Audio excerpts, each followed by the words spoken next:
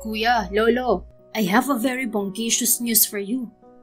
Tumitiling hangos ng binabaeng kapatid ni Henrik na si Hans. Medyo pawisan pa ito mula sa morning jog nito sa malawak na bakuran ng kanilang mansyon.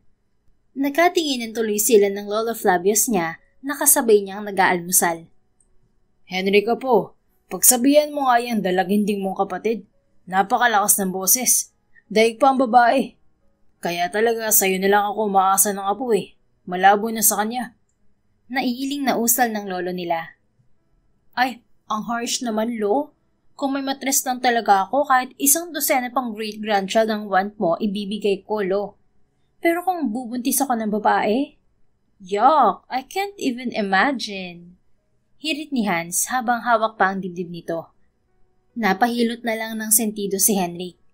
Sanay na naman siya sa kaisa-isang kapatid. Tanggap na tanggap din nila ang kasarian nito. Kahit ang mga magulang nila noong nabubuhay pa ay tanggap din to. 7 taon nang wala ang magulang nila dahil sa plane crash. Bilang panganay, siya na ang sumalo ng naiwang ari-arian at negosyo ng kanilang pamilya. At sa edad niyang 30 ay siya na ang CEO ng Pressman Shipping Line na pagmamayari nila. Ano ba kasi yun at kailangan mo pong sumigaw, Hans? Ano yung hawak mo? Turo niya sa hawak na envelope ng kapatid. Dali-dali itong naupo sa bakanting upuan sa tabi niya. Ito na nga, kuya. Kung pinagsalita niyo ako kanina, di nasabi ko na agad, diba? Anyways, speaking of great-grandchild, Kuya Henry, nakita ng anak mo. Balita nito na umani ng atensyon nila ng lolo. Totoo ba yan, Hansen na po? O sisa ng lolo nila. Very true, lolo. Ito binigay sa akin ng private investigator na kinuha nyo. At sabi niya nakalagay na lahat ng info na nakalap nila about sa anak mo, kuya. Ako na tumanggap at na-excite na kasi ako. Mabilis na binuksan ni Henrik ang envelope at isa-isang tiningnan ang mga nakalap na impormasyon ng kanilang private investigator sa loob ng 3 araw. May mga picture din ng batang lalaki ang naroon at ilang larawan ng lugar at bahay kung saan ito nakatira. Kinuha ni Henrik ang isang picture na may nakasulat na pangalan sa baba. Vito Amir Treyes. Mahinang bigkas niya. Bagamat mabilis at kabigla-bigla pa rin para sa kanya ang lahat ng nalaman na may anak na pala siya, hindi niya may pagkakaila na kamukhang-kamukha nga niya ang bata. Kamukhang-kamukha mo talaga siya noong kabataan mo, Henrik po. Noong araw na nakita ko siya sa hospital 5 days ago, ay para ko lang tinitingnan ang batang bersyon mo noon. And I knew that moment na anak mo batang yun. Komento ng lolo nila na nakangiting nakatingin din sa isang picture na hawak nito. Kaya ba kumuha ka ng buhok ng bata na walang parental consent, Lo? Tapos pina-DNA test mo agad? Bad ka, Lolo. Di ka nagpaalam sa kasama ng bata. Segunda ni Hans sa tunay ngang nangyari noong nakaraang linggo. Kung di ko ginawa yun, Hansen na po. Sa tingin mo ba maniniwalaan ako ng kuya mo na may nakita akong batang kamukhang-kamukha niya at maaaring anak niya? Ginawa ko yun para malaman kung tama ang kutob ko at hindi nga ako nagkamali. The result gave us the truth. At yun ay anak nga ni Henrik ang batang yun. Si Lola Flavius kasi ang unang nakakita sa anak ni Henrik sa isang ospital kung saan na-admit ang matanda nang tumaas ang blood pressure nito 5 araw nang nakalilipas. Ayon dito ay may nakita itong batang kamukhang-kamukha niya at pinaghihinalaan itong anak niya. Para sa kanya ay imposibleng mangyari yon dahil wala naman siyang natatandaang nakabuntis siya. Bilang din sa daliri sa isang kamay ang mga naging nobya niya noon. Ngunit pala isipan pa rin sa kanya ang napag-alamang totoong anak nga niya ang bata. Nagtaka pa nga siya noong hiningian siya ng abuelo ng sample para raw sa DNA test ng anak niya. Masyado itong makulit kaya pinagbigyan na niya. Hanggang sa nalaman nila ang result at totoo ngang anak niya ang bata. Bagamat maraming katanungan, ay nag-hire kaagad sila ng private investigator para hanapin to. Kung may makakasagot man ng mga katanungan ni Henrik, yun ay ang ina ng anak niya. So now what, kuya? Ito na yun nahanap ng anak mo. Pupuntahan na ba natin siya para magpakilala? Tanong ng kapatid niya na humilya sa kanya sa malalim na pag-iisip. Dapat lang. Kailangan natin siyang puntahan at makausap ang nanay ng anak mo, apo. Kailangan tayong makilala ng apo ko dahil sa isa siyang pressman. Siya ang tagapagmana mo. Singit ng lolo nila. Isang malalim na paghinga ang pinakawalan ni Henrik bago siya tumango. I will clear all my schedule today, Lo. Pupuntahan natin ang anak ko ngayon. Wika niya bago tumayo. Sa kabilang banda, nakapamewang na si Violet habang tinatawagan ang anak na si Vito. Vito Amitreyes, kakain na! Malakas na sigaw niya sa 5 taong gulang na anak. Mama, saglit lang po. Malakas na sagot naman nito na nasa kabilang kanto pa. Bilisan mo at tumingin ka sa kalsada paglibad mo pa rito. Opo, Mama. Wait mo po ako. Dali-dali itong tumakbo bitbit ang isang ice candy. Ikaw na bata ka, ang kulit-kulit mo talaga. Sermon niya agad sa anak nang makalapit niya ito sa kanya. Hindi ba't sabi ko sa'yo huwag kang lumalayo rito sa bahay at baka kumapano ka na naman? Tapos lumibad ka ba sa kabilang kalsada? Teka, ano yan? Saan galing yan? Turo niya sa hawak ng anak. Bigay po ito ni Makmak, Mama. Nanalo siya sa scatter kaya nanlibre siya. Paldo siya eh. Maglaro ka rin kaya nun, Mama. Napangiwi siya sa sagot ng anak. Nako, sugal yan anak. At hindi maganda magsugal. Kesa ilaro ko ang pera sa scatter na yan, iipunin ko na lang para sa gastusin natin. Anya at tinignan ng kaliwang kamay ng anak na may arm castling. Nadislocate kasi ang buto nito sa kaliwang kamay nang madulas ito sa hagdan sa preschool na pinapasukan nito. May 2 linggo pa lang noong nangyari yun. Mabuti na lang at covered ng BPO company na pinagtatrabahuhan ni Violet ang medical assistance. Kaya hindi sila gaanang namroblema sa mga gastusin sa ospital. Halika na nga, pumasok na tayo at kung ano-ano pang natututuhan mo riyan sa labas. Mamaya mo na kainin yan at kakain na muna tayo. Nagluto ng favorite mong ulam si Mama eh. Anya at inakay na ito papasok ng kanilang bahay. Ang tinutukoy niyang mamay ay ang kanyang ina na lola ni Vito.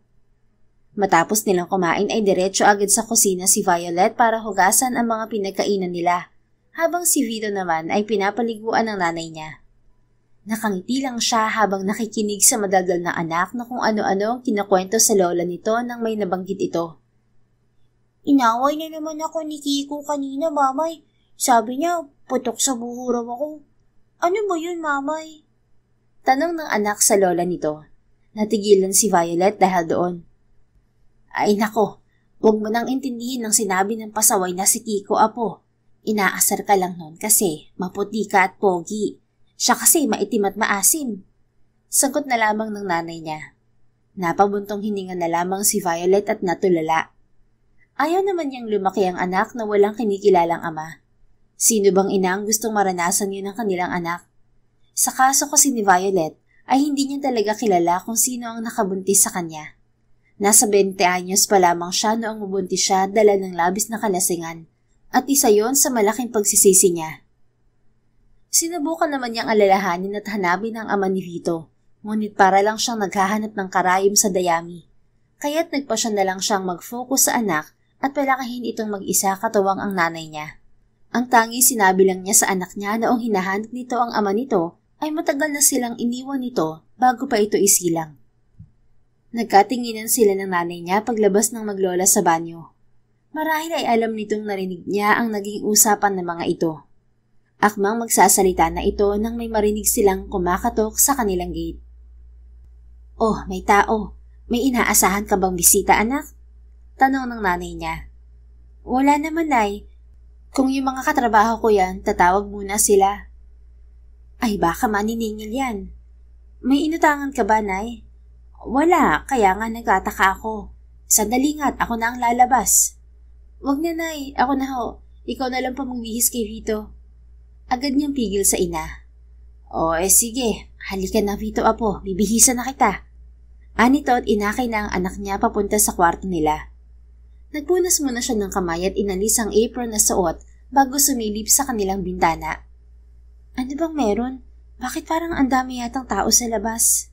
Anya nang makitang maraming tao sa tapat ng bahay nila. Dali-dali siyang lumabas at binuksan ang kanilang gate. Nabigla siya ng 3 hindi pamilyar na mga muka ang bumungad sa kanya.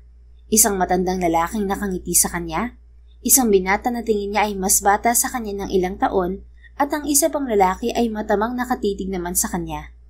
Ewan ba niya pero bigla na lamang siyang kinabahan nang magkatitigan sila nito at bigla na lamang niyang naalala si Vito. Magandang umaga po. Ano pong kailangan nila? Maniningil po ba kayo o may iaalok na insurance? Tanong niya sa mga ito. Naisip niya yon dahil kay gagara ng kasuotan ng tatlo. Mukhang mayayaman din. Tapos, nasili pa niyang may kotse ang mga ito na nakaparada sa gilid ng gate nila. Magandang umaga rin sa'yo, Iha. Nako, hindi kami maniningil at nag-aalok ng insurance. Ikaw ba si Amira Violet Reyes? Nakangiting tanong ng matanda. Opo, ako nga po. Ano ho bang kailangan nila sa akin? Hindi sumagot ang matanda at bumaling ito sa lalaking tinitingnan niya kanina. Napalunok siya nang maling magtama ang mga mata nila. It's nice to meet you, Amira. I am Henrik Pressman, and there's something important we need to talk about. Seryosong sabi nito. Sunod na sumingit ang isa pang lalaki na medyo bata. But before that, is it okay if pumasok kami sa house nyo? Medyo crowded na kasi rito sa labas at it's getting hot na rin. If okay lang taya, no pressure at all. Anang medyo batang lalaki na may mapaglarong boses. Halata na binabae ito ng magsalita. Medyo napangiti siya lalo pat marami din siyang kaibigang katulad nito sa BPO company nila. Oo naman. Oo, pasensya na. Tuloy po muna kayo. Wika niya at pinatuloy ang mga ito. Hindi naman siya nangangamba na patuloyin ang mga ito dahil may mga kapitbahay sila na nakikiusyoso sa labas. If ever may di magandang gawin ang tatlo, mabilis silang marerespondihan ng mga tambay. Pumasok ang tatlo at naiwan sa labas ang mga tingin niya'y bodyguards ng mga ito na nakapaligid kanina. Inaya niya ang tatlo na maupo sa salas at nagpaalam siya sandali para ikuha ng maiinom ang mga ito. Hindi niya alam kung anong kailangan ng mga ito, pero palaging sumisingit sa isipan niya ang anak na lalo niyang ikinakabahala. Pasensya na po kayo at ito lang maiaalok ko sa inyo. Wika niya pagbalik sa salas. Naglapag siya ng mga baso ng juice sa center table. Unang kumuha ang binatang nagpakilalang Hansen kanina. It's okay, te. Kami nga dapat na mag-sorry sa pagpunta rito at sa panggagambala namin sa'yo. Sabi nito at uminom ng juice. Ano bang kailangan niyo sa akin? At bakit kilala niyo ako? Bago namin sabihin ng pakay namin ay maupo ka muna, Iha. Untag ng matanda at itinuro ang bakanting upuan sa harapan ng mga ito. Nakakatawa na bahay nila yon pero siya pa ang inaanyayahan nitong maupo. Nang makaupo siya ay bumaling ang matanda sa lalaking nagpakilalang Henrik kanina na parang ito na ang inuudyo ka na magsalita. Tahimik niyang tiningnan ito na nakatitig din sa kanya. Do you happen to recognize me, Miss Amira? Tanong nito sa baritonong boses. Hindi Ngayon lang kita nakita. Sagot niya at tumango ito. I see. So I hope na makinig ka muna sa sasabihin namin. You may find it unbelievable, but we already have proven that it's true. Napakunot noo si Violet. Ang alin ng totoo? The reason why we're here is because we found out something unbelievable recently, which I'm sure na kahit ikaw ay maguguluhan at magugulat din. At yun ay?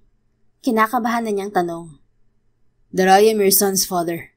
Sagot nito na hindi bumibitaw sa pagkakatitig sa kanya. Ano? Ikaw ang ama ng anak ko? Nagkakanda utal-utal niyang tanong. Yes. At least yun ang sabi ng DNA test result namin dalawa ni Vito. Sagot nito at may inabot na folder sa kanya. Habang binabasa ang test result ay nagpaliwanag naman ang lolo ng mga ito kung paano nangyari yon. Natutulala na lamang si Violet habang nakikinig sa mga ito. Sa mga narinig, bigla niyang naalala ang naging pag-uusap nila ng anak habang pinapatulog niya ito matapos ang check-up nito sa ospital last week. Mama, alam po ba kanina sa ospital? May lolo po na tumawag sa akin ng apo. Anak niya habang sila'y nakahiga sa kama para sabay na maidlip. Talaga ba anak? Pero lahat naman ng lolo at lola kahit di ka nila talagang totoong apo, ayun ang itatawag sa'yo. Karaniwan na yun anak. Pero sabi niya po, apo niya raw po ako mama. Kamukha ko raw po kasi ang apo niya. Tinanong pa nga po niya ako kung anong name ko at sino ang kasama ko. Pero hindi ko na nasagot kasi narinig ko na tinatawag na ako ni mama kaya tumakbo na po ako pabalik. Nalukot ang noon ni Violet sa nalaman mula sa anak at mabilis na tiningnan ito. Anak, kapag nangyari ulit ang ganyan, huwag na huwag kang sasama, maliwanag? Mas mabuti pa na huwag kang lalayo sa akin o kay Maymay kapag nasa labas tayo. Okay ba? Maraming bad guys, anak, at baka kunin ka nila sa akin. Di ba sabi ko sa'yo, don't talk to strangers? Pero mukha naman po mabait yung lolo, mama. Rude naman po if di ko siya kakausapin. Sabi pa nga niya, hahanapin niya po ako ulit. Dagdag ni Vito na dumagdag lang sa agam-agam niya. Basta anak, makinig ka na lang kay mama, okay? Hindi natin kilala kung sino ba yung lolo na yon o kung talaga bang mabait siya o hindi. Kaya makikinig ka na lang sa akin, ha? At saka, wag mo na uulitin yung tatakasan mo si mamay. Kung naiihi ka, magpapasama ka, okay? Dagdag niya. Ang nanay niya kasi ang sumama rito dahil kauuwi lang niya nun galing sa trabaho. At sa sumbong ng nanay niya, ay tumakbo si Vito noong pauwi dahil ihing-ihi na. Nung araw na iyon, ang pinag-aalala ni Violet ay baka makidnap ang anak niya. Hindi niya inaasahan na ang lolo pala na tinutukoy nito ay ang totoong lolo nga pala ng anak niya. I'm sorry if this news shocked you, Amira. Ani Hendrik na nagpabalik sa kanya sa kasalukuyan. Napatingin siya rito. Believe me, kahit ako'y nagulat din noong umpisa. Kung hindi ka pa rin kumbinsido, we can do another DNA test naman na may presensya mo na para malaman natin ang totoo. Kaya ko lang sinabi sa iyo ngayon ang nalaman ko. Dahil sigurado na kami na ako ang ama ng anak mo. Dagdag pa ni Henrik matapos ang ilang minuto niyang pagkakatulala. Hindi ko alam ang sasabihin. Hindi ako makapaniwala na yung matagal ko nang hinahanap na ama ng anak ko ay ikaw pala. Napatitig siya kay Henrik na napatango naman. And I'm sorry kung ngayon ko lang din to nalaman. Tulad mo, hindi ko rin kasi matandaan ang mga nangyari noon. Kaya hindi ko alam na nakabuntis ako. Sorry for the whole 5 years na inakala kong wala akong agrabyado at napabayaang anak. Sabi nito, ramdam niya ang sinseridad. Nasa gitna sila ng pag-uusap nang biglang sumingit ang anak niya. Lolo? Anitong nagtataka. Lahat sila'y napatingin sa anak niya. Nasa likuran nito ang nanay niyang halatang narinig din ang usapan. Vito anak, tumakbo palapit sa kanya ang bata na nakatitig sa mga bisita. Hello po. Hindi po ba ikaw yung lolo dun sa ospital po? Mama, siya po yung sinasabi ko sa iyo na lolo sa ospital. Sabi nito na nakatitig sa lolo nila Henry. Napangiti naman ng matanda at maluhaluhang hinaplos ang mukha ng anak. Ako nga apo, hindi ba sabi ko sa iyo ay hahanapin kita ulit? Napakagat ng ibabang labi si Violet. Hindi lang ang matanda ang makikita ang masaya, kundi pati ang mga apo nito. Bagamat seryoso lang si Henrik, ay makikita sa mga mata nito ang galak at pagsisisi habang nakatitig sa anak niya. Ngayong magkaharap si Henrik at Vito, may bahagi ng isipan ni Violet na nagsasabing si Henrik nga ang ama ng anak niya base sa malaking pagkakahawig ng mga ito. Opo, natatandaan ko po. Bakit po kayo nandito? Sino po sila? Tanong ng bata sa lolo at itinuro ang mga katabi ng matanda. Akmang sasagot na sana ang lolo nang pigilan ito ni Henry. No, it's not the right time. Hayaan natin si Amira na magsabi sa kanya ng lahat. Maybe after the second DNA test? Anito at tiningnan siya. Tumango siya at lihim na nagpasalamat dito. Kahit kasi siya ay hindi pa rin handa na sabihin sa anak ang totoo. Oo, matagal na niyang hinahanap ang ama ni Vito. Pero noong tumigil na siya ay saka naman ito nagpakita. Natural ay magugulantang ang mundo niya. Lalo pat nasabi niya sa anak na iniwan sila nito dahil hindi niya maalala ang itsura nito. Okay, I think it's the right thing to do. I'm sorry, masyado lang akong na-excite na kaharap ko na ulit siya. Wika ng lolo ni Henrik na aliw pa ring nakatitig kay Vito. Hindi na rin nagtagal pa ang mga ito matapos nilang makapag-usap. Bago umalis ay nagbigay muna ng calling card si Henrik at sinabihan si Violet na tawagan ito kapag nakapagdesisyon na ito kung kailan gagawin ang pangalawang DNA test. Kinagabihan, sila naman ng nanay niya ang nag-uusap ng tulog na si Vito. Nakakabigla talaga ito anak, pero hindi ba't ito na rin yung matagal mo nang gusto? Matagal mo ring hinanap kung sino bang ama ng anak mo at ngayon na nandito na siya at nagpapakilala. Hindi ba dapat ay tama lang na ipakilala na siya kay Vito? Komento ng nanay niya.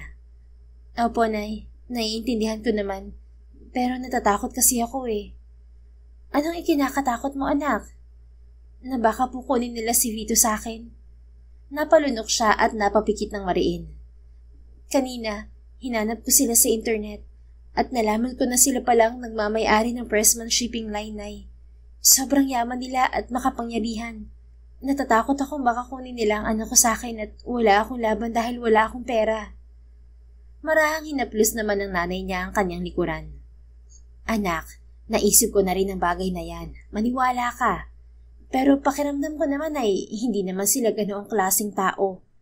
Ewan, hindi rin ako sigurado at saka kung mangyari man yun ay ako ang unang makakalaban nila. Wika ng ina at hinarap siya. Ganito na lang, kapag nakapagdesisyon ka na sa DNA test, kausapin mo si Henrik tungkol dyan at gumawa ka ng kasunduan para may habol ka. Kung di sila sumunod sa kasunduan nyo, ipatulfo natin. Tutulungan nila tayo at bibigyan ng abogado. Natawa siya ng bahagya sa huling hirit ng ina. Pero kahit papaano nahimasmasan siya at maraming napagtanto. Masaya rin siya na kahit anong mangyari, may kakampi siya mula pa noon hanggang ngayon, ang nanay niya. Inabot ng 2 araw bago nabuo ang pasya ni Violet. Nag-file na muna siya ng leave sa trabaho para lang maasikaso ang lahat bago tinawagan si Henrik. Henrik, gusto ko makipag-usap. Magkita tayo. Sabi niya nang sagutin nito ang tawag. Okay, I understand. Ipapasundo kita ngayon dyan.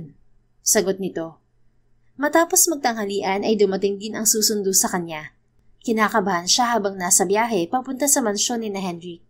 Doon kasi nito napiling makipag-usap sa kanya. Ilang saglit lang ay nakarating din siya. Pagbaba pa lang niya ng sasakyan ay halos malaglag na ang panga niya sa lawak ng property ng mga ito at sa laki ng mansyon na nasa harapan niya. Good morning, Amira. Bati ni Henrik na naroon na pala at nakatitig sa kanya. Nasa likuran nito ang lolo at kapatid nito. Medyo nahiya siya at mabilis na lumapit sa mga ito. Good morning din. Good morning po, Sir Flavius, Hansen. Bati niya sa mga ito. Good morning, Iha. I'm happy to see you again. I know marami kayong pag-uusapan ng aking apo, so may iwan na namin kayo. Wika ng lolo nito at nauna nang pumasok sa mansyon. Kumaway rin muna sa kanya si Hansen bago sumunod sa lolo nito. Let's go. Untag ni Henrik. Nahihiyang tumango naman siya at sumunod na rin dito. Doon na tayo sa office ko rito sa mansyon mag-usap para pribado at tahimik. Anito habang nilalakad nila ang grand staircase ng mansyon. Halos malula siya sa ganda ng mga nakikita niya sa paligid. Ang ganda, ang laki ng mansyon niyo. Hindi niya naiwasang bulalas. Well, thank you at nagustuhan mo. Now that I found out na may anak ako, I can say na kay Vito na rin to at lahat ng meron ako. He's a pressman after all. Napalunok si Violet sa sinabi nito. Ang hangad lang naman niya noon ay makilala ng anak ang ama nito. Pero ang ipamana rito ang ari-arian ng mga ito ay sobra-sobra na. Nang makarating sila sa office ni Henrik ay inalok siya nitong maupo. Take a seat, Amira. Anito. Salamat. At kung pwede sana ay Violet na lamang itawag mo sa akin. Anya nang makaupo. Why? Ayaw mo ba ng Amira? Umiling siya. Hindi naman. Masanay kasi ako sa Violet dahil yun ang tawag sa akin ng karamihan. Okay, sige. Kung doon ka komportable, Violet. Natamay may sandali si Violet at pinagmasdan ito. Kung pangmamasdan kasi sa labas ay mukha itong suplado at seryoso, lalo na sa suot nitong salamin at very neat na itsura. Pero kapag kausap niya ito, ay ramdam niyang mabait naman to. Tumikhim si Henrik na pumutol sa pagtitig niya rito. Hiyang-hiya siya na mukhang nahuli siya nito. So, anong pag-uusapan natin? Tanong nito para sirain ng awkwardness. Pumapayag na ako sa ikalawang DNA test. Pero bago yun ay may gusto muna akong malaman. Panimula niya sa usapan. What is it? Tell me, Violet, and I'll answer. Huminga siya ng malalim at tinitigan to. Kapag lumabas na ang resulta at positive na ikaw ang ama ni Vito, anong gagawin mo? Tanong niya. Tinitigan siya ng masinsinan ni Henrik ng ilang sandali bago ito sumagot. As I've said, we are sure and I already know that I am Vito's biological father. But to answer your question, gusto kong bumawi sa 5 taong inakala kong wala akong anak. Gusto kong bumawi kay Vito at iparamdam sa kanya na may tatay siya. Babawi ako at ibibigay sa kanyang lahat dahil yun ang dapat. Sagot nito. Napayuko siya sandali. Violet, may gusto ka bang sabihin? Usisa ni Henrik. Hindi niyo naman siya kukunin sa akin, di ba? Hindi niyo naman kukunin ang anak ko sa akin? Wika niya at tiningnan na ito ng medyo namumula niyang mga mata. Medyo nagulat doon si Henrik at mabilis na sumagot. Of course not. Hindi namin yun gagawin, Violet. At napag-usapan na namin nila lolo yon. Ang gusto ko lang ay makilala ako ng anak ko. Makasama siya at maibigay sa kanya mga bagay na para sa kanya. Hindi ko siya kukunin sa'yo dahil ayokong kamuhian niya ako. Isa pa, ikaw ang nag-alaga mag-isa sa kanya ng 5 taon. Siguradong hindi rin magugustuhan ni Vito kung kukunin ko siya at ilayo sa'yo bigla-bigla. Sagot nito. Masinsinan niyang tinitigan si Henrik. Tila tinitimbang kung totoo ba ito sa mga sinasabi. Nang wala siyang nakitang kasinungalingan o panininlang ay tumango rin siya. Kung ganun ay pahahawakan ko yung sinabi mo, hindi ko naman siya ipagkakait sa inyo eh. Mapag-uusapan naman natin ng setup para sa kanya, basta wag niyo lang siyang ilayo at kunin sa akin. I promise you with all my heart, Violet, walang kukuha kay Vito sa'yo. Napangiti siya at tuluyan ng naibsan ang pangamba sa bagay na yon. Yun lang naman ang gusto niyang marinig. Salamat, Henry. Pumapayag na ako makilala kayo ng anak ko. Mamaya kakausapin ko na siya para sabihin ng totoo. Anya na ikanabigla nito. Wait, what? Mamaya? I thought gusto mo munang hintayin ang resulta ng DNA test. Oo, yun ang plano, pero ewan ko ba? Pakiramdam ko hindi na yun kailangan. Nung isang araw kasi habang piningmamasdan ko kayong dalawa, napuna ko na sobrang laki ng pagkakahawig nyo. Isa pa, ano bang magandang dahilan ng bilyonaryong pamilya ng mga pressman para magsinungaling at gumawa ng ganitong kwento sa isang simpleng pamilyang tulad namin? May DNA test din kayong proof. Sabi niya. Bukod din doon ay kinukulit na din kasi talaga siya ng anak kung sino ba ang mga bumisita sa kanila, kaya ipapakilala na niya ang mga ito sa bata. Napatitig sa kanya si Henrik ng ilang segundo bago ito tumango at ngumiti. Okay, if that's what you want. Thank you very much, Violet. Anito. Matapos nilang mag-usap ay nagpaalam na rin siya rito at sa lolo nito. Mauna na po ako, Sir Flavius. Bigyan niyo po ako ng ilang araw para i-ready si Vito na maipakilala sa inyo. Anya na labis na ikinatuwa ng matanda. Thank you very much, Iha. Maghihintay kami rito. Tumawag ka sa amin, okay? Ipapasundo namin agad kayo. Sagot nito. Opo, maraming salamat din po. Sinamahan siya ni Henrik sa paglabas. Maraming salamat ulit, Violet. You don't know how you made Lolo happy. Of course, pati na ako na makikilala na namin si Vito. We've been waiting for that. Anito. Karapatan niyo naman yun na makilala si Vito. Hindi naman ako masamang ina para ipagkait pa sa anak ko na makilala ang ama niya. You're a very good mother, Violet. I can see it. Napangiti siya sa papuri nito. Hindi na kailangan ng pambobola, Mr. Pressman. Payag na nga ako na makilala niyo si Vito, di ba? Anya, nahuli naman niyang natawa ng mahina si Henry. Sige na, uuwi na ako para makausap ko na rin si Vito. Salamat ulit, Henry. Thank you too, Violet. Call me kapag nakapag-usap na kayo.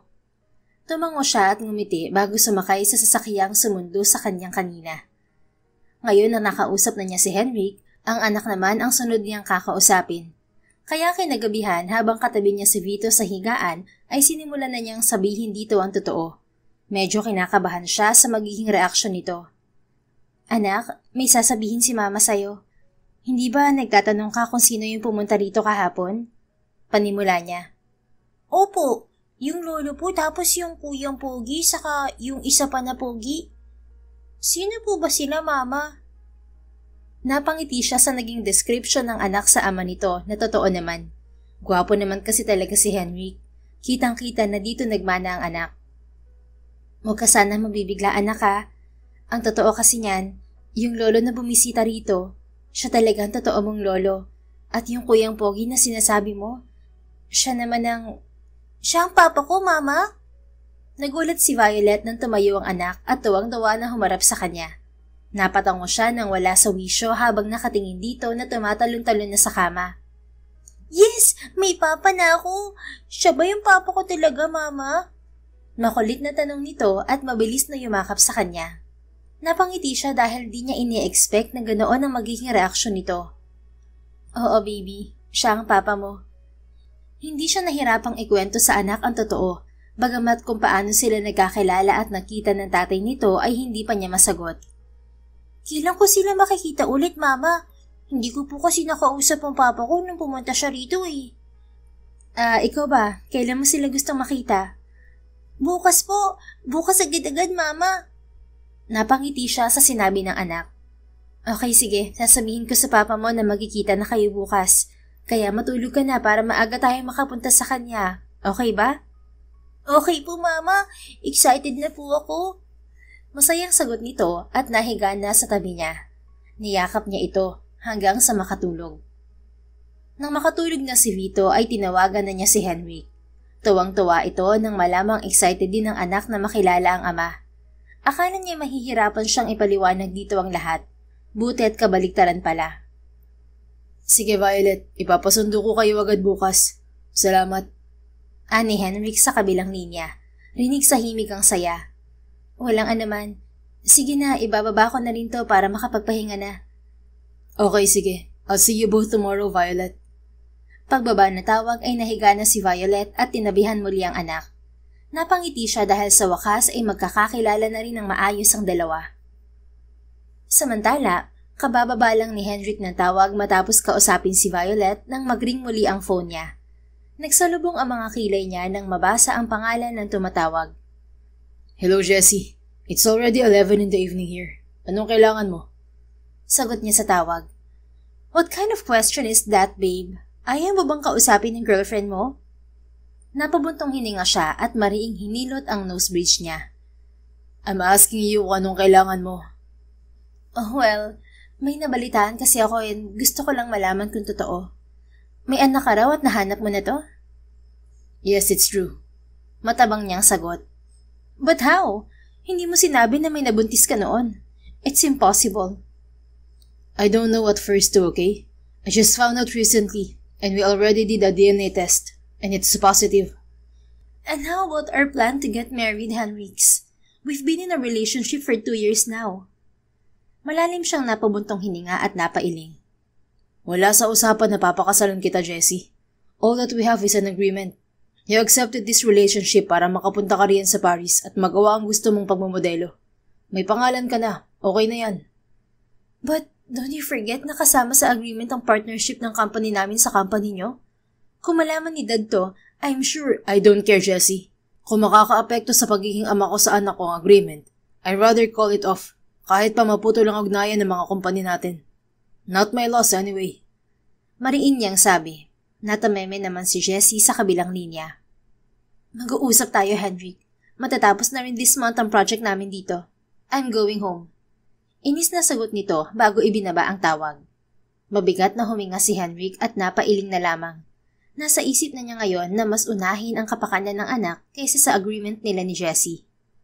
Binaliwala na lamang niya ang pinag-usapan nila at binalik na lang ang isip sa pagkikita nila ng anak bukas. Dahil doon ay bumalik ang saya niya at maagang nakatulog. Kinabukasan ay abala ang lahat sa mansyon bilang paghahanda sa pagdating ni Vito. Halos aligaga ang mga tao lalo na ang lolo at kapatid ni Henrik na hindi na maitago ang excitement. Ilang sandali na lang kasi ay darating na si Violet. I'm so excited to meet my grandsons again. Nasaan na ba sila, Henrik, apo? Tanong ng lolo niya. Nakaabang na sila sa harapan ng mansyon. They're almost here, Lo.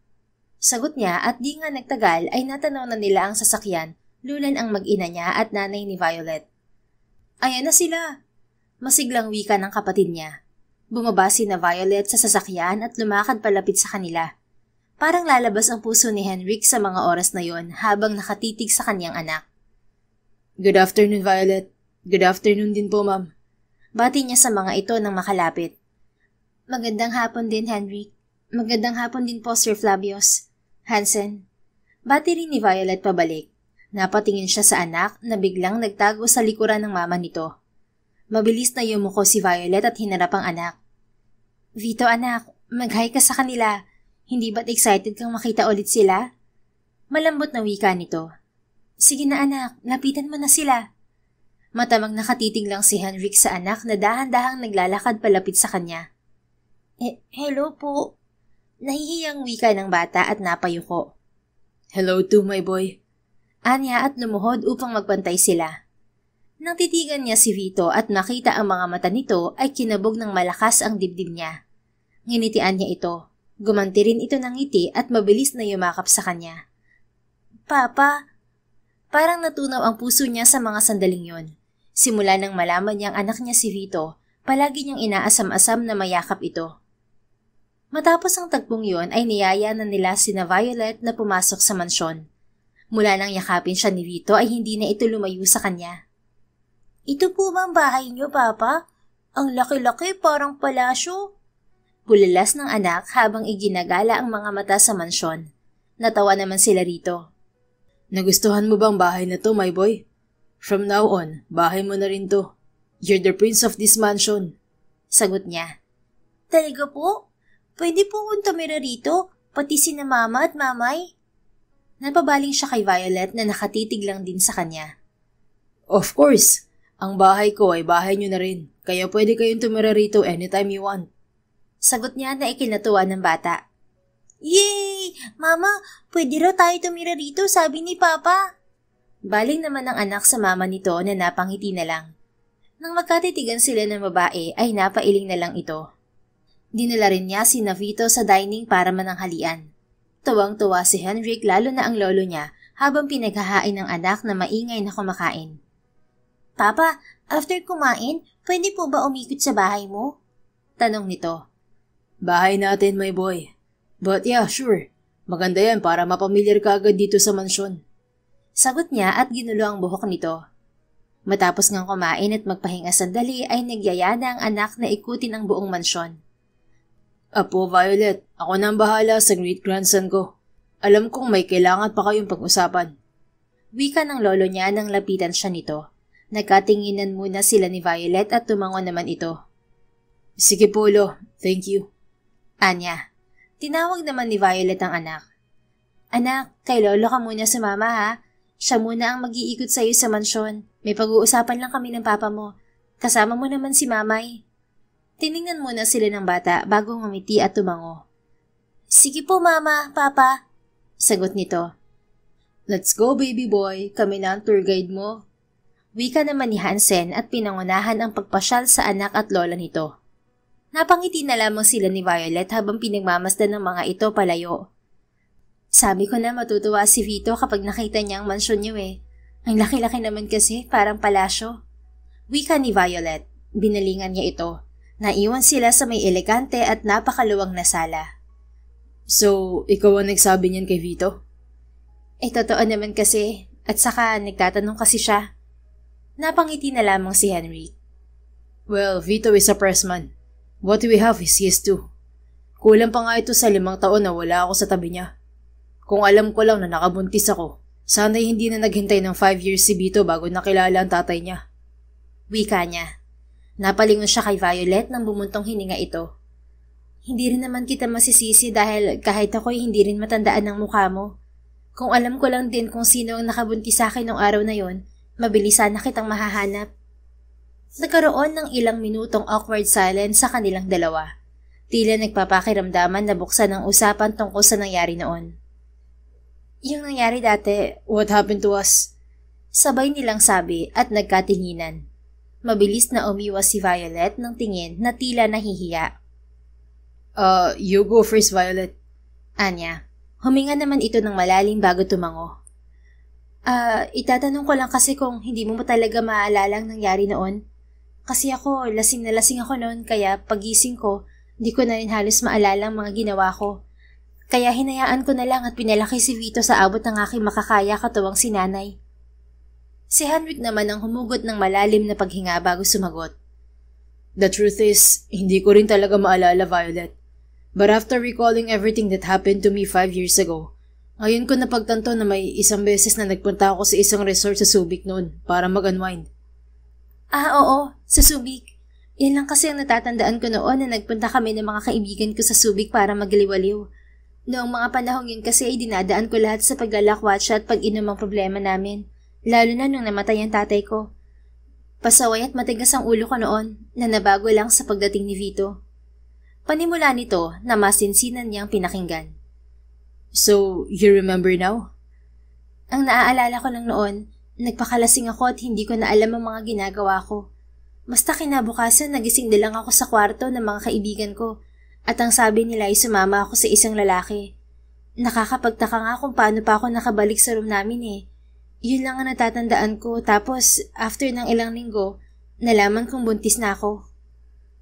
Habang nakikinig si Henrik dito ay unti-unti niyang napapagtanto na marahil ay doon nga nangyari ang lahat. Yeah, sa tingin ko doon na nga nangyari yun. Pagsang-ayon niya. And same as you, nandoon din ako noon para makalimot. That day, that anniversary ng mga magulang namin ng kapatid ko at hindi ko pa rin matanggap ang pagkawala nila. I went to the bar and got drunk too. I remember, I met a woman in that bar but I can't remember her face. I don't know either kung paano ako nakabalik sa room ko o kung magkasama ba kami ng babae. And when I woke up, mag-isa na lang ako sa kwarto ko. Kaya hindi ko na inisip na may nagalaw ako that night. After that, bumalik na ako ng Manila. So, ikaw pala ang babaeng yun na nakilala ko noon? Paliwanag din niya at nilingon si Violet. Now, after hearing your side, nagtutugma nga ang mga kwento natin. Pareho tayong di maalala ang nangyari at nagbunga yun. Dagdag niya na ikinapula ng mukha ni Violet. Oo. Kaya dapat talaga di nagpapakalasing para hindi nakakagawa ng di inaasahan. Sabi nito na hindi na lumingon sa kanya. Maya-maya ay ngumiti rin ito at malalim na napabuntong hininga. Pero alam mo, hindi ko pinagsisisihan na nabuntis ako. Kasi simula nang dumating si Vito sa akin, nagkaroon ng direksyon ang buhay ko. Siya ang naging liwanag ko at nagsimula ako magbago ng dahil sa kanya.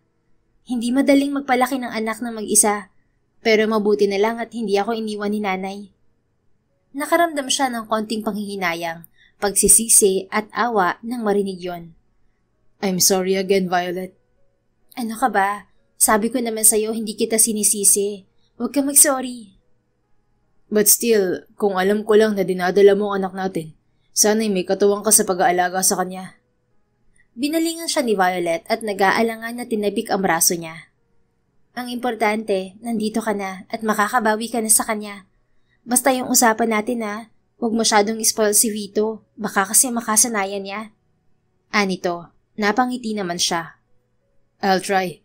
Though alam mo naman si Lolo, excited sa great-grandson niya, kaya most likely si Lolo mag-i-spoil kay Vito. Isang maid ang dumating na sandaling pumutol sa usapan nila. Dinalhan sila nito ng maiinom bago umalis muli. Oh, by the way, won't you mind if I ask you something, Violet? Wika ni Henrik matapos uminom ng juice. I won't mind, basta wag math. Pabirong sagot nito.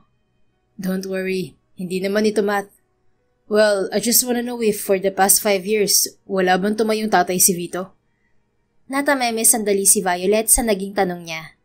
Inabot ng ilang segundo bago ito nakabawi. Wala. Wala naman ako naging boyfriend dahil sabi ko nga, mas nag-focus na lang ako sa anak ko at sa trabaho. Sagot nito. Ewan ba ni Henrik? Pero nang marinig niya yon ay para bang nakahinga siya ng maluwag. Good. I mean, mabuti na rin yun para hindi siya maguluhan. Hindi na niya kailangan ng ibang papa kasi nandito na ako. Wika niya.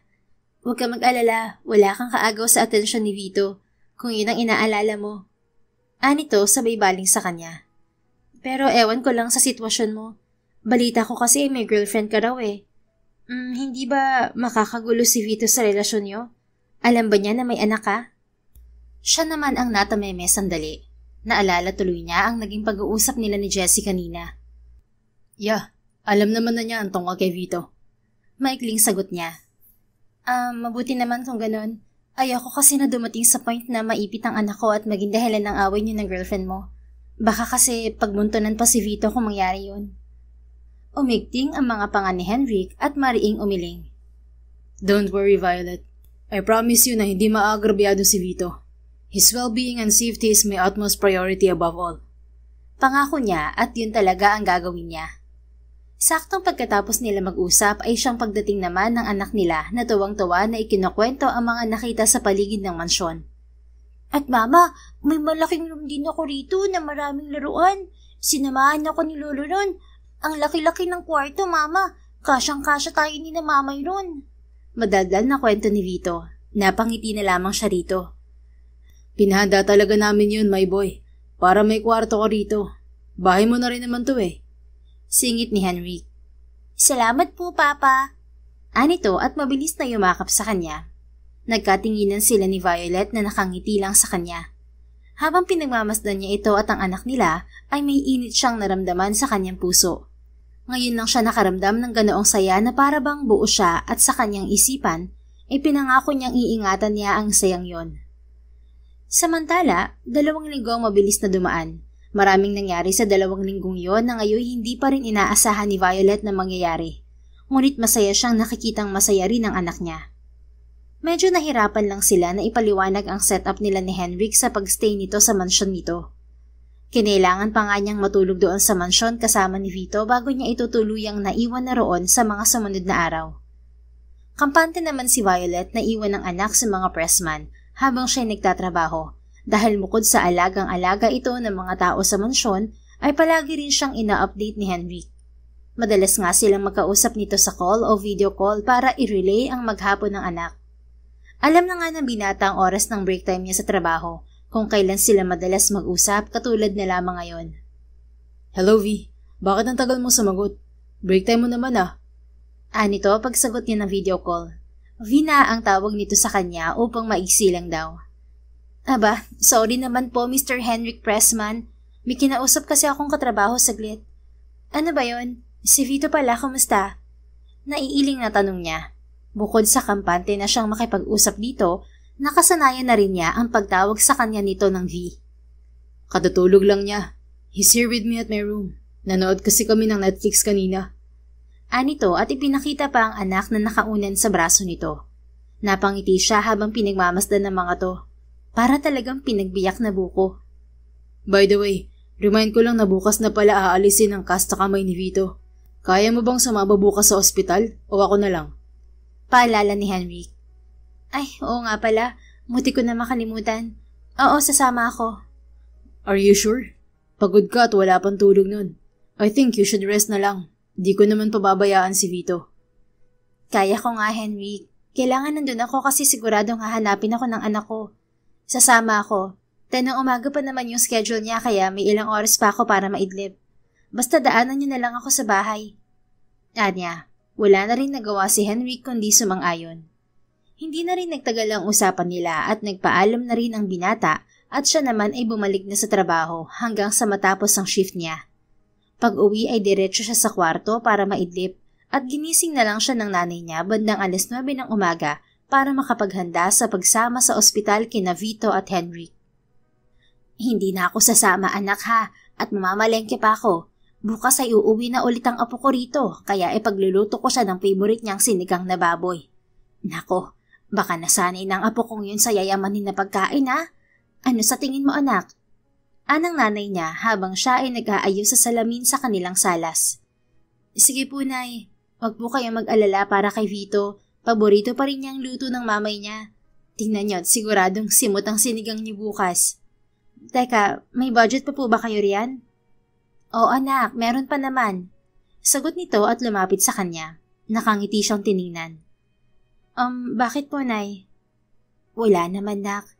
Masaya lang ako sa nangyayari ngayon sa buhay ninyong mag-ina. Dati iniisip mo lang kung saang lupalop na ng mundo hahanapin ang ama ni Vito. Pero ngayon, kasama na niya ang papa niya. Hindi lang ako makapaniwala na nangyayari palang ganoon. Parang teleserye lang eh. Napangiti siya sa winika ng ina at hinarap ito. Ako rin naman, Nay. Masaya rin ako para sa anak ko. Sa loob ng 5 taon, nabuhay siyang walang kinikilalang ama. Naging tampulan din siya ng tukso ng mga kalaro niya dahil wala siyang maipakilalang tatay niya. Kaya masayang masaya ako ngayon para kay Vito, Nay. Dahil sa wakas, hindi na niya mararanasan ulit ang tuksohin dahil andyan na si Henry. Labas niya ng tunay na saloobin. Ako rin anak, masayang masaya para sa apo ko. Kaya malaki rin ang pasasalamat ko kay Henrik, Nay. Kasi talagang nakikita kong bumabawi siya sa anak namin. Nakikita ko rin na masayang si Vito na kasama siya. At alam kong mabuti siyang ama para kay Vito. Nagpapasalamat ako sa pagdating niya at sa pagtupad ni Lord sa hiling ko palagi na makilala na ng anak ko ang tatay niya. Nang maalala niya lahat ng mga efforts ni Hendrik sa mga nagdaang linggo, ay lalo siyang napangiti at para bang natutunaw ang puso niya. Noong unang kita ko kay Hendrik, alam kong mabuting tao siya, Violet anak. Kaya hindi na ako nagtataka na kampante ka na ngayon. Isa pa, mukhang malaking saya rin ang naidulot niya sa'yo. Wika ng nanay niya na may kakaibang tingin at ngiti. Po, anong ibig mo sabihin, Nay? Malalim na huminga ang nanay niya bago ipinatong ang kamay sa balikat niya. Anak, umamin ka sa akin. Napapasaya rin ba ni Henrik ang puso mo? Napapansin ko kasi na madalas ay maaliwalas na ang mukha mo. At sa tuwing nandito si Henrik o kausap mo siya ay ibang ngiti mo. Anak, may pagtingin ka ba sa ama ng anak mo? Natameme si Violet sa tanong ng nanay niya. Hindi niya alam kung paano yun sasagutin. O kung nahihiya lang ba talaga siyang umamin dahil sa loob-loob niya, ayun nga ang nararamdaman niya. Ngunit may isang bagay lang talaga na pumipigil sa kanya. Mabait naman po si Henrik, Nay. Responsableng ama at madaling makapalagay ng loob kahit mukhang suplado. Pero hindi ako pwedeng makagusto sa kanya, Nay, dahil may nobya siya. Sagot niya. Yun lang talaga ang pumipigil sa kanya na mas lumalim pa ang nararamdaman para rito.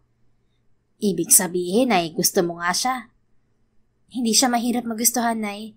Pero alam kong gulo rin ang mangyayari kung hahayaan ko mahulog ng tuluyan ang loob ko sa kanya. Masaya na akong nagpapakatate siya sa anak ko. Yun na lang ang importante. Hindi na sumagot pa ang nanay niya dahil batid din naman nitong may punto siya. Matapos siya nitong yakapin ay nagpaalam na rin ito at hindi pa nagtatagal ay dumating naman na si Henrik kasama ang ama nila. Mama! Bati ng anak niya paglabas niya ng bahay. Hello baby ko, ready ka nang alisin ang armcast mo? Anya at binuhat ito. Opo mama, hindi naman na masakit eh. Saka para makagalaw na po ako ng maayos. Sagot nito. Oh, basta kapag naalis na yan, wag na ulit maglilikot ha? Para hindi na yan mangyari ulit at para next month, makabalik ka na sa school mo, okay ba? Tumango-tango naman ng anak niya at kanya itong hinalikan sa noo. Binalingan niya si Henrik na nakikinig lang sa kanila. Bakit? Usisa niya rito. Nakangiting umiling to. Nothing. It's just that, ang sarap niyo lang panooring dalawa. It makes my heart warm whenever I see you two. Sagot nito na direktang nakatitig sa mga mata niya. Biglang kinabog ang dibdib ni Violet at para bang nilaro ng mga paru-paro ang sikmura niya. Kundi pa niya napansin ang mga marites sa paligid nila ay hindi pa siya matatauhan. Alam mo, tara na. Naglabasan ang mga CCTV namin sa barangay.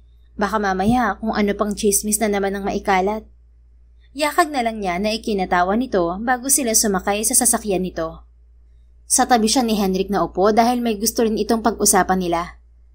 Malapit na pala ang birthday ni Vito, no? Sabi nito habang nagmamaneho na papunta sa ospital. Tumango naman siya at nilingon nito. Oo, may 1 linggo na lang siguro. Bakit? Well, napag-usapan kasi namin ni Lolo na panahon na para ipakilala si Vito sa lahat na anak ko siya. We will do it sana on his birthday. Pero plan pa lang namin ni Lolo yun kasi kailangan ko pa ng opinion mo. Anito at binalingan siya. Sandali siyang natahimik at tiningnan ng anak na abala sa tablet nito sa backseat. Noong pinakilala niya si Henrik sa anak, alam na niyang kalaunan na ipapakilala rin nito ang anak sa mundong kinabibilangan nito. Medyo nag-aalala lang siya para kay Vito at sa mga posibleng sabihin ng mga tao. Pero sa ilang linggo na nakasama niya si Henrik at nakita niya kung paano ito maging ama sa anak nila, ay napapanatag naman siya hanggang kasama ito ng anak nila ay magiging maayos lang ang lahat. Isa pa ay mahal na mahal din si Vito ng lolo at tito nito. Wala namang kaso sa akin yun, Henrik. Yun din naman ang tamang gawin at karapatan mo ring ipakilala siya bilang anak mo. Sagot niya rin pagkuwan. Thank you, V. Don't worry, tutupad pa rin naman ako sa pangako ko na hindi kukunin si Vito sa'yo. Gusto ko lang na ipakilala na siya sa lahat at malaman ng buong mundo na may anak ako. Saka, I also want to inform you na aayusin na rin pala ng abogado ko ang birth certificate niya para maisunod siya sa apelyido ko. I hope okay lang sa'yo. Naiintindihan ko, Henrik. Walang kaso sa akin ng pagpapalit ng apelyido niya dahil isa naman talaga siyang pressman. Pero anong sasabihin mo sa mga tao na magtatanong kung bakit ngayon mo lang pinakilala si Vito sa publiko? Ako nang bahala sa bagay na yan, V. Wala ka nang kailangang intindihin pa. Sagot nito. Tumango na lamang siya at nagtiwala na lang kay Henry. Matapos ipaalis ang armcast ni Vito, ay sa labas na rin sila nag-lunch at namasyal pa sandali sa mall bago sila umuwi. Halos inabot na sila ng 3:00 ng hapon bago nakarating sa mansyon ni na Henry. Hindi rin kasi siya nakatanggi sa anak na sumama muna kaya doon sila dumiretso. Ngunit pagdating nila sa mansyon ay isang hindi inaasahang bisita ang nadatnan nilang naghihintay sa living area. Thanks goodness nakauwi ka na rin, Henry. Wika ng maputing babae at mabilis na nilapitan si Henry. Kapwa sila nagulat nang biglang halikan ng babae si Henry na mukhang alam na niya kung sino. I missed you so much, babe. Don't you miss me? Anito matapos halikan si Henry sa labi sa harapan nilang mag-ina. Jessie, what are you doing here? Tanong ni Henry nang makabawi. Why? Masama na bang pumunta ako rito to see my boyfriend? Ang tagal nating hindi nakita Sagot nito at binalingan si Violet. Kita niya ang bahagyang pagtaas ng kilay nito habang pinagmamasdan siya mula ulo hanggang paa na hindi niya nagustuhan. Bumaba ang tingin nito sa anak niya. Oh, hi. Hello there, little boy. So ikaw palang unexpected son ng boyfriend ko? Wow, up close magkamukha nga kayo. Anito kay Vito na agad na nagtago sa likuran ng ina. Oh, don't hide, little boy. I'm your Tita Jessie, and I will be your future stepmother. Dagdag nito at tinitigan si Violet. Doon na pumagitna si Henry. V, umakit na muna kayo ni Vito sa room niya. Anito na hindi sila nililingon. Tumaas ulit ang kilay ni Jessie nang tingnan niya ito bago niya inakay ang anak paakyat ng hagdan. Nilingon pa niya ang mga ito at nakita niyang hinawakan ni Henry ang kamay ng nobya nito palabas ng mansyon. Pagdating sa kwarto ng anak ay nasa isipan pa rin niya ang mga nangyari. Mama, sino po yung babaeng yun? Tanong ng anak niya. Naupo sila sa kama nito at hinirap niya ito.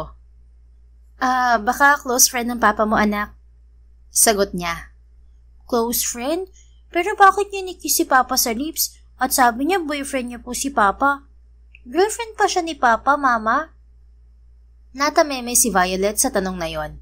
Expected na niyang itatanong yun ng anak, pero hindi niya alam kung paano sasagutin. Kasi anak, hindi si mama ang dapat sumagot noon. Mas maganda na ang papa mo na magpaliwanag sa'yo. Dahilan na lang niya. Maya-maya ay narinig niyang humihikbi na ito. Oh anak, bakit ka umiiyak? May masakit ba sa'yo? Wala po, mama. May ibang girl po bang love na si papa? Yun po bang magiging asawa niya, mama? Tanong nito at tumingin sa kanya na lumuluha na. Mabilis niya itong niyakap. Ayoko magkaroon ng ibang asawa si papa, mama. Ayoko magkaroon ng ibang mama.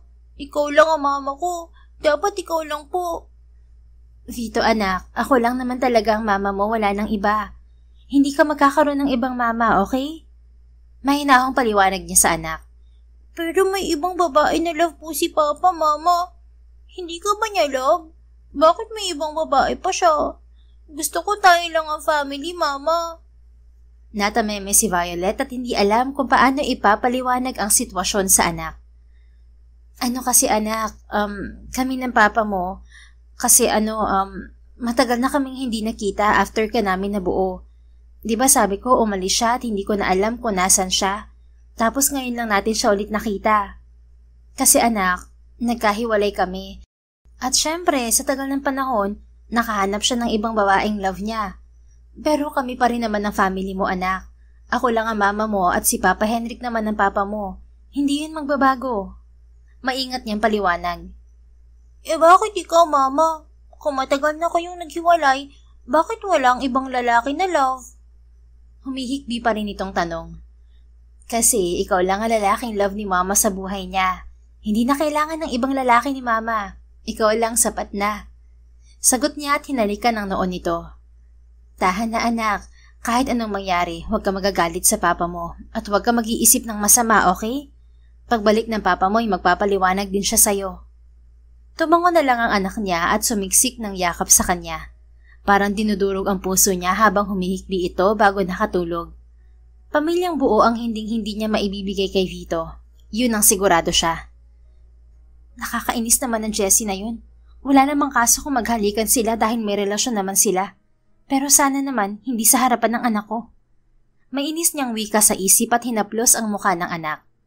Maisip pa lang niya ang mga titig ni Jessie sa kanya kanina, ang mga sinabi nito pati ang mga hikbi ng anak niya ay nabubwisit na siya. Hindi rin naman ako papayag na maging madrasta mo ang babaeng yun, anak. Kung mangyaring pakasalan nga siya ng papa mo, iaalis na lang kita rito. Mabuti pang mabuhay na lang ulit tayo ng mamay mo na tayo-tayo lang. Kinaya naman natin eh. Kausap pa niya sa isip. Napabuntong hininga siya at napapikit ng mariin para alisin ang kung ano-anong pumapasok sa isipan niya. Hanggang sa biglang bumukas ang pinto ng silid ni Vito. Sir Flavius, ani Violet at bumangon nang pumasok ang lolo ni Henrik. Hanggang ngayon ay sir pa rin ang tawag mo sa akin, Iha. I told you, di ba, na lolo na lang din ang itawag mo sa akin. I am your son's great-grandfather after all. Wika nito at naupo sa gilid ng kama. Noon pa nito sinasabing lolo na lang ang itawag niya rito, pero medyo naiilang pa siya. Sabit lang naman kasi siya sa pamilya ng mga ito kaya nahihiya din siyang tawagin itong lolo.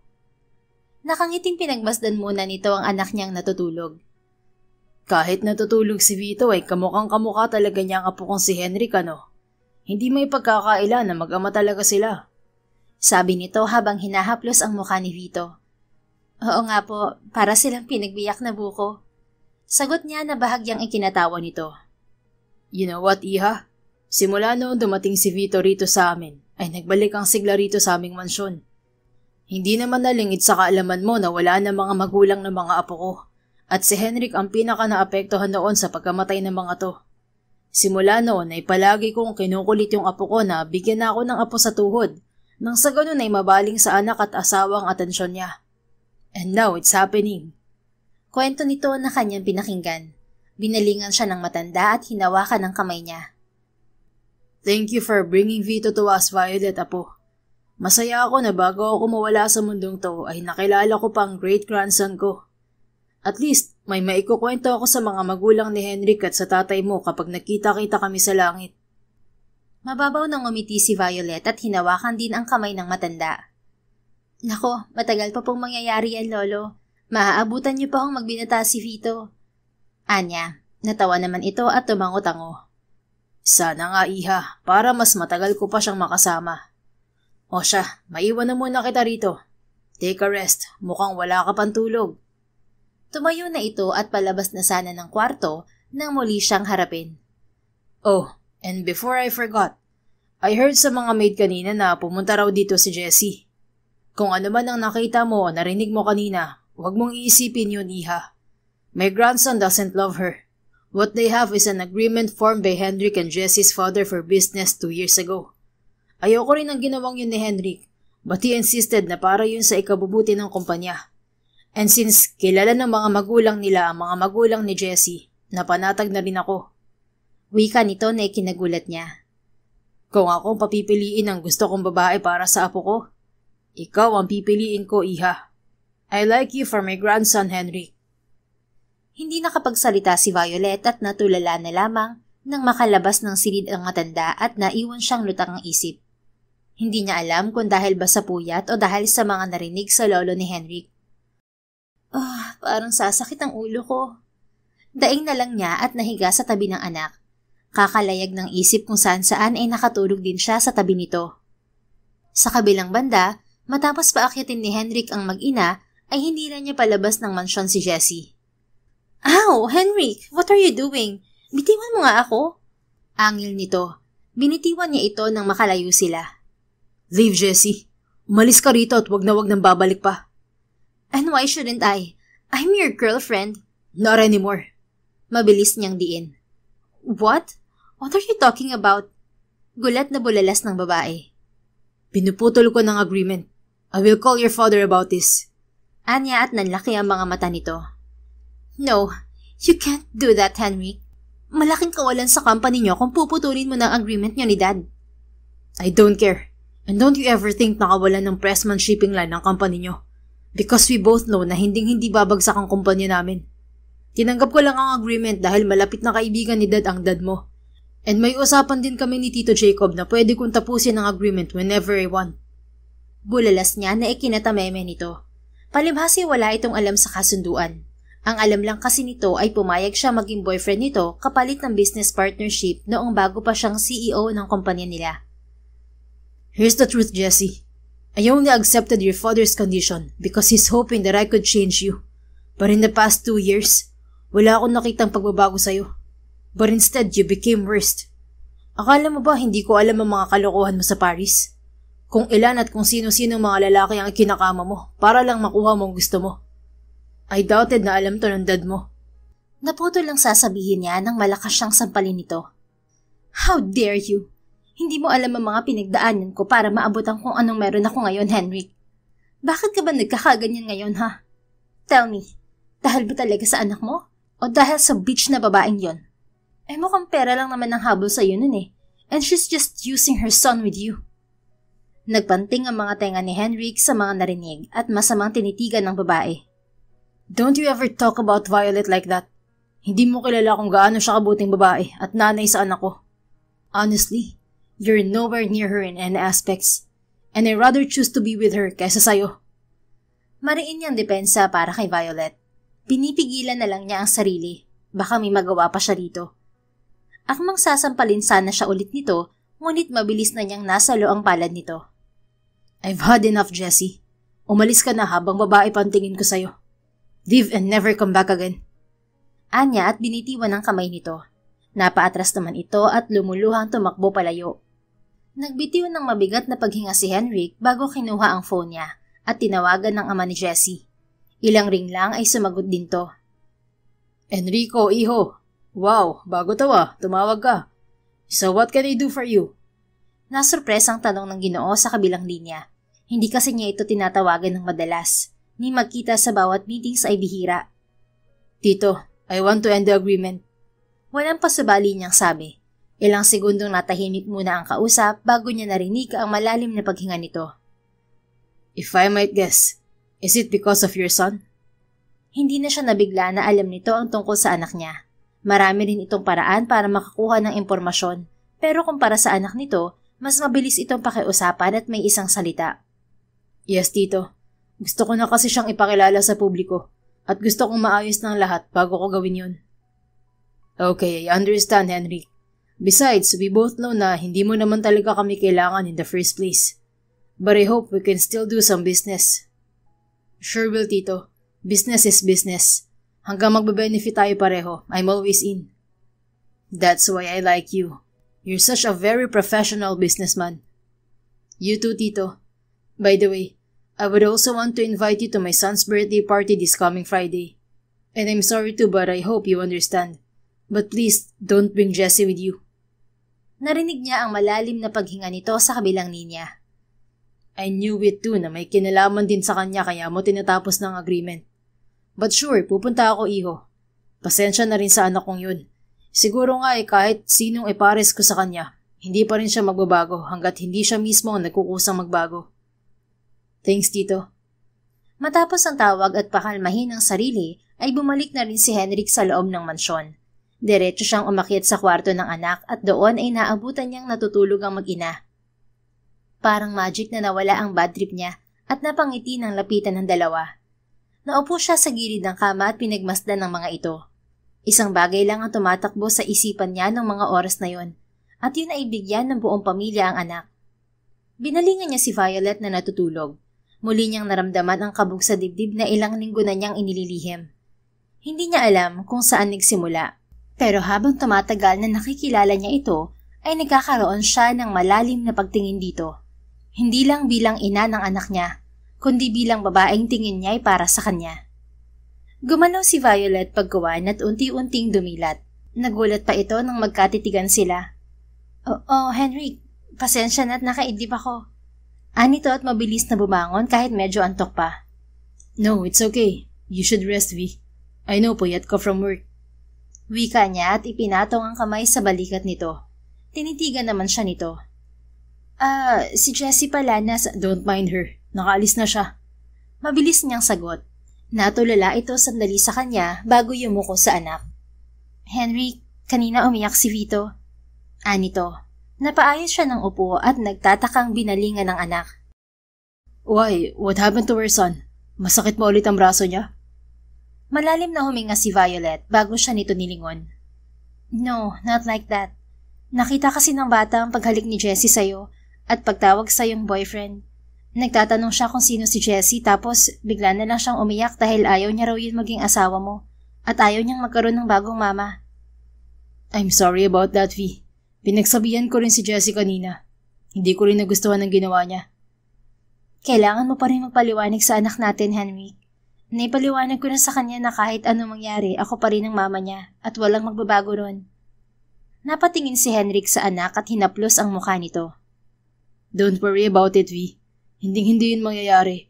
Hindi magkakaroon ng bagong mama si Vito dahil hindi ko pakakasalan si Jessie. Anya at binalingan to. Ha? Bakit? I already broke up with her, or should I say, I ended our agreement. Bahagyang napanganga si Violet at napakurap sa narinig. Ipinaliwanag naman niya rito na agreement lamang ang namamagitan sa kanila ni Jessie at sinabi naman nitong nasabi na rin ng lolo niya ang tungkol doon. Ganoon katiwala kay Violet ang lolo niya.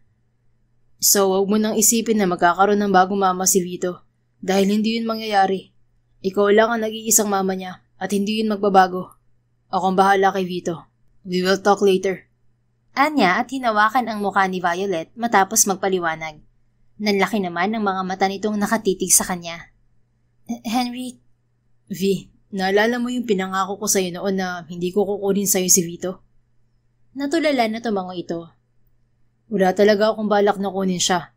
Dahil ang gusto ko ay bigyan siya ng buong pamilya. My son deserves it at wala akong ibang naiisip na babaeng makakapagbigay nun sa kanya kundi ikaw lang, V. Wika niya at bumuga ng malalim na paghinga. Hindi pa rin nakaimik ang babae.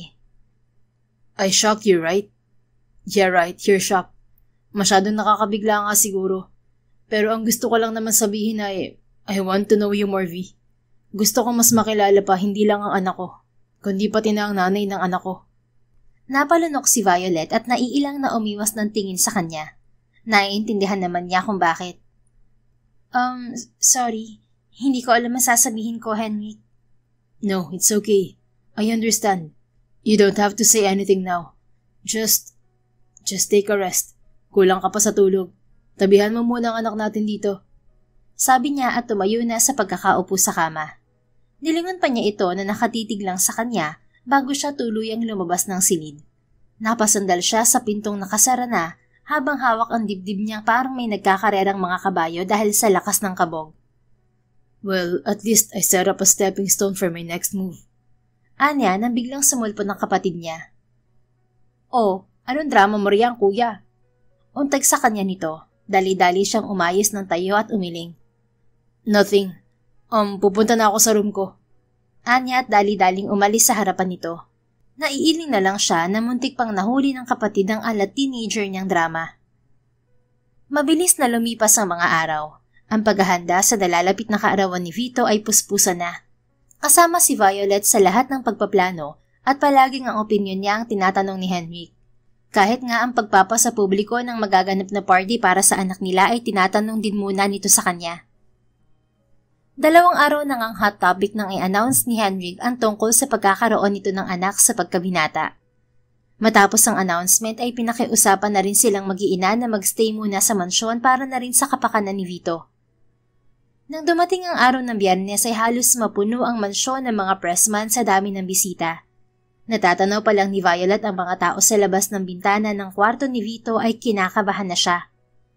Ang daming tao sa labas at mukhang hindi mga basta-basta. Halatang mayayaman at maiimpluwensya lahat, Nay. Komento ni Violet hawak ang dibdib niya. Natural lamang yan. Alam mo namang negosyante si Henry. Nakita ko pa nga sa labas ng gate kanina na may mga reporter din. Wika ng nanay niya na inaasikaso si Vito.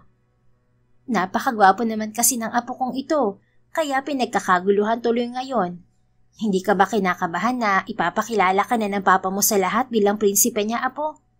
Tanong pa nito sa bata. Hindi po, mamay. Sabi naman po ni Lolo kanina huwag daw akong kabahan dahil para raw po sa akin ng party na to. Ngayon lang ako nakapag-celebrate ng ganitong party kaya excited po ako, mamay. Lumapit si Violet rito na nakangiti at hinarap ang anak. Sa ayos nito ngayon ay mas lalo itong nagmukhang anak ng isang bilyonaryo. Ang pogi mo, anak. Huwag mong bilisan ang paglaki ha. Magstay ka muna na ganyan ka-cute para kay mama. Anya't hinalik-halikan to. Humagkik-kik naman ito at nakipagkulitan pa sa kanya nang bumukas ang pinto. The party is about to start. Kailangan na si Vito sa baba, V. Ani Henrik nakapapasok lang. Tumayo sa pagkakaupo si Violet at pinagmasdan ng lalaki na naging triple pa yata ang kagwapuhan sa ayos nito ngayon. Nakasuot ito ng tuxedo. Sanay naman siyang makita na nakapormal ito. Pero ewan ba niya at habang tumatagal, mas lalo itong gumagwapo sa mata niya. Nang bumaling ang binata sa kanya at sila'y magkatitigan ay mabilis siyang umiwas. Oh, hinahanap ka na raw sa baba, apo. Halika na, dali. Wika ng nanay niya na umakay kay Vico palabas. Nang maiwan sila ni Henrik, lalong bumilis ang tibok ng puso ni Violet kasabay ng tugtugin sa labas. Hindi pa rin siya makatingin ng tuwid dito. You look so beautiful, V. Anito na hindi nakatulong sa pagwawala ng puso niya. Nakasuot siya ng V-shape na asul na dress na hakab sa kanyang balingkinitang katawan. May slit yon hanggang hita na nagpapalabas sa kanyang nakakasilaw na balat. Salamat, Henrik. Ikaw rin. Beautiful? Maang siyang napatingin dito. Nakita niyang nakangisi ito. Hindi, gwapo. Pogi ka sa ayos mo ngayon, Henrik. Anya, dahilan para matawa ng mahina ang lalaki. Nakagat niya ang ibabang labi nang lumakad ito palapit sa kanya. Hanggang ngayon ba, iniiwasan mo pa rin ako? It's been 4 days, V. Pwede mo naman akong kausapin eh. Hindi naman kita minamadali rin sa sinabi ko. 4 na araw na nga mula noong huling pag-uusap nila nito sa loob ng silid ni Vito. At 4 na araw na rin niya itong iniiwasan. Hindi naman dahil sa ayaw niya rito, kundi hindi lang talaga niya mapigilan ang mabilis na tibok ng puso tuwing malapit to. Ang mga sinabi nito noong gabing yon, parang sirang plaka pa rin yon yung paulit-ulit na tumatakbo sa isipan niya. Hindi naman kita iniiwasan sabi niya. Then bakit hindi ka makatingin sa akin sa tuwing kausap mo ko? At bakit parang lagi ka nagmamadali na umalis? Nag-iisip na tuloy ako kung may mali ba sa akin o sa mga sinabi ko. Kung hindi mo ba ako gusto? Nagiinit na ang mukha ni Violet. Humugot siya ng malalim na paghinga. Hindi naman sa ganun, Henrik. Wala namang problema sa iyo o sa mga sinabi mo. Oo, medyo naiilang nga ako. Pero hindi naman kita iniiwasan dahil doon. Busy lang talaga tayo nito mga nagdaang araw kaya palaging aligaga sa lahat. Sagot niya na may katotohanan din naman. Then after this party, edi pwede na natin pag-usapan yung atin. I mean, yung about sa getting to know each other natin. Tanong nito. Nang tingnan niya ito, naghihintay pa rin ito ng kasagutan. Kaya sa huli ay tumango na lamang siya. Oo na, sige. After ng party. Sagot niya na ikinangiti ni Henrik ng malaki. Okay, then let's go. Samahan na natin ang anak natin sa baba. Napangiti rin siya nang tanggapin niya ang kamay ni Henrik. Sabay silang bumaba at parang bawat hakbang niya ay nakalutang siya sa saya. Ni hindi na niya halos mamalaya ng mga nangyayari sa party. Basta masayang-masaya siya na nakikita ang anak na nag-e-enjoy, lalo na sa mga natatanggap na regalo mula sa mga bisitang nais makilala ang bata. Maging si Violet ay ipinakilala rin ni Henrik sa ilang malalapit na tao dito. Naiilang man siya pero napaghandaan na rin naman niya ang gabing yon. Masaya at maayos namang nagtapos ang party ni Vito. Maaga rin itong nakatulog dahil sa pagod. Nasa loob sila ni Henrik ng silid ng anak nila ngayon dahil request ng bata na doon sila matulog. Thank you, Henrik. Ani Violet matapos ang pananahimik. Pareho silang nakahiga patagilid ng magkaharap at nasa gitna ang anak nila. If it's for the party, then I'm telling you again na wala lang yun. It's for Vito, so hindi mo dapat na ipagpasalamat yun, V. Hindi lang naman doon. Gusto ko magpasalamat sa lahat. Simula nung dumating ka, napakalaki ng pagbabago sa buhay namin, lalo na ng anak ko. Napakasaya sa puso ko bilang ina na makita ang anak kong masaya dahil buo na ang pangarap niya na makilala ang papa niya, na magkaroon siya ng family picture na may kasama na siyang ama. Malaking pagbabago sa buhay niyang naidulot mo, Henrik. Nagpapasalamat ako sa'yo dahil nang malaman mong may anak ka pala, ginawa mo ang nararapat at pinanindigan mo ang pagiging ama mo kay Vito. Inalis mo ang pangamba ko na hindi kilalanin si Vito bilang anak. Salamat din dahil pumayag ka sa setup natin na co-parenting at hindi kinuha sa akin si Vito.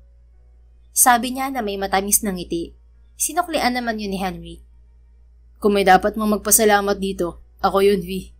Hindi niyo alam kung gaano kalaki ang pinagbago ng buhay ko nang dumating kayo sa akin. You and Vito gave my life a new color. Nagbukas kayo ng panibagong chapter sa buhay ko na masayang-masaya akong tatanggapin. Sagot nito at inabot ang kamay niyang nakapatong sa tiyan ng anak. V, tulad ng sabi ko sa'yo nung nakaraan, gusto kong mas makilala ka pa. Dahil gusto kong hindi lang sa ganitong setup tayo magtapos. Nabuo natin si Vito nang pareho tayong walang kamalay-malay at inabot ng 5 taon bago tayo ulit nagkita-kita. I hope hindi pa huli para gawin natin ng tama. Hindi tuluyang mabubuo ang family picture ni Vito kung mananatili lang tayong ganito. Nang mga sandaling yun ay hindi na pinigilan pa ni Violet ang nararamdaman. Wala na rin namang mawawala sa kanya at wala na rin namang hahadlang para sa kasiyahan nila. Pareho naman silang malaya. Isang matamis ng ngiti ang binigay niya kay Henrik at hinawakan din ang kamay nito. Ayoko rin naman na hanggang ganito na lang tayo para kay Vito, Henrik. Kung gusto ko siyang bigyan ng buong pamilya, tama nga siguro na tayo ang magsimulang bumuo nun para sa kanya. Sabi niya kaya napaupo ito mula sa pagkakahiga. So meaning, pumapayag ka na? Pwede na kitang ligawan, V? Tumango siya rito na nakangiti. Pwede na. Wala namang magagalit at saka hindi naman strict si nanay. Hirit pa niya. Nagulat siya nang yakapin siya ni Henrik at hinalikan ang labi niya. Hindi siya nakagalaw ng ilang segundo pero kalaunan ay nagawa niya rin itong suklian. Pareho silang naghabol ng hininga matapos ang mainit na halik. Sorry. Medyo na-excite lang. Ani Henrik na napapakamot sa batok nito. Nagsorry ka pa sa halik? May nabuo ka na nga oh. Biro niya at sabay nilang tiningnan ng anak na humihilik pa. I can't express how happy I am right now, V. Iingatan ko ang sayang to, tulad ng pag-iingat ko sa inyo ni Vito. I know it's a bit too early for this but I love you. And I will surely marry you soon. Amira Violet Reyes. Nakagat ni Violet ang ibabang labi para pigilan ang sariling maiyak sa labis na saya. At ihintayin ko ang araw na yun, Henrik. Maaga pa nga para sa balak pa lang nating simulan. Pero I love you too. Nang gabing yon ay natulog silang masaya ang mga puso at gumising kinabukasan na excited para ibalita sa mga pamilya ang kanilang napag-usapan. Nagulat pa nga sila na mukhang expected na rin pala ng mga ito ang kahihinatnan ng co-parenting nila. May ligawan pa talaga? May anak na nga kayo oh. Diretso na sa simbahan yan. Hirit ng kapatid ni Henrik nang sabihin nila ang tungkol sa kanila. Basta ako, kung saan kayo masayatang apo ko, doon ako. Suportang natanggap naman nila yon sa mama ni Violet.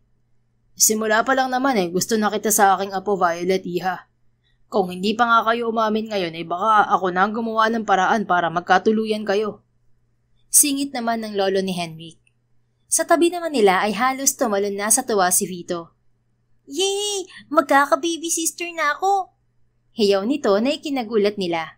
Halos sababog sa pagkapula ang mukha ni Violet ng mga oras na yon. I'm happy that you're happy and excited, my boy. But not now. Huwag muna nating madaliin ang mama mo. Your little sister can wait. Nakangiting wika ni Henrik sabay kindat kay Violet. Napalo niya tuloy ito sa braso dahil sa hiya. Bit-bit ang basbas ng pamilya ay wala nang naging problema pa sa pagliligawan nila ni Henrik.